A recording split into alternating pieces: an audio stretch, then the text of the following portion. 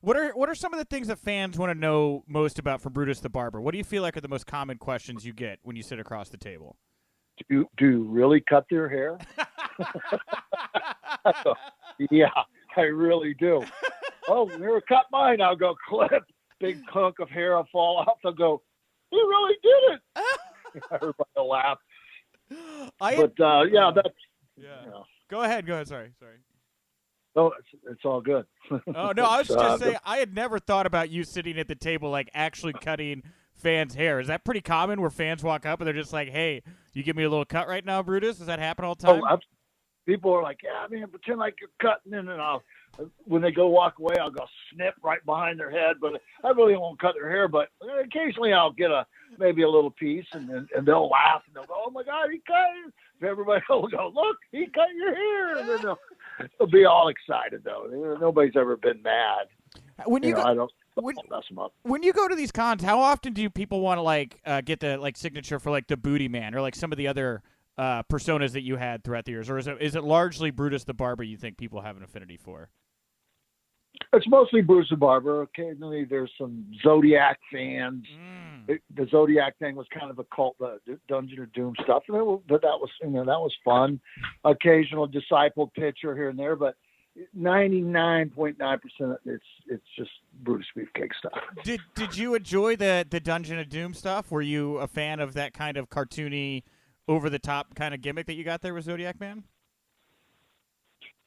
Well, it's a challenge to try to step into a completely, different personality and make it work, and be successful at it. And, I've had to do a bunch of them and been successful with all of them. I can't say that I've seen a lot of people been able to do the same thing. So I feel real good about myself, actually. It's like an actor being, handed a part. Okay, you got to gain 30 pounds. You got, this and that. You got to grow a beard and look totally different. You got to do this. You got to do that, and get into this character and become this person. So, that's what you do. Yeah, I actually had a conversation, I think, with David Marquez not long ago about this, how he felt like the younger generation or the new generation of wrestlers, you see a lot of wrestlers that are just like badass versions of themselves. You don't see a lot of over-the-top characters anymore, people gravitating to just trying big things that are given to them by promoters. I don't know if that resonates with you at all.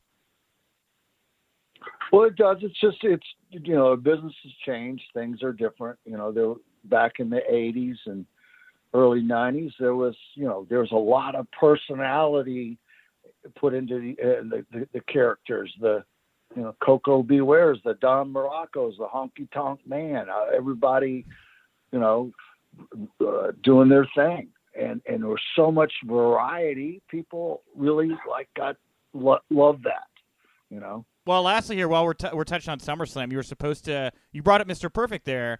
You were supposed to face him for the IC title, but you got injured, of course. Was the plan again for you at SummerSlam to take the Intercontinental title at that opportunity as well, or no?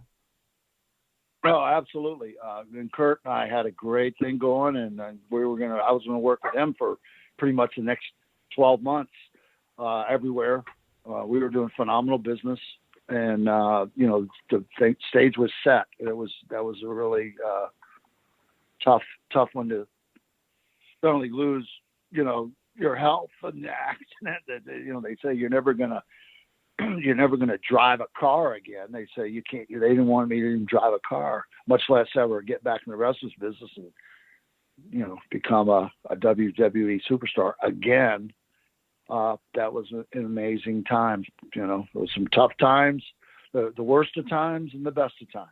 Well, I'm really glad we got to have a chance to have this conversation, and I want to thank your wife for jumping in there as well and helping to push things along. Those were some great stories about Randy and Elizabeth there, and farts.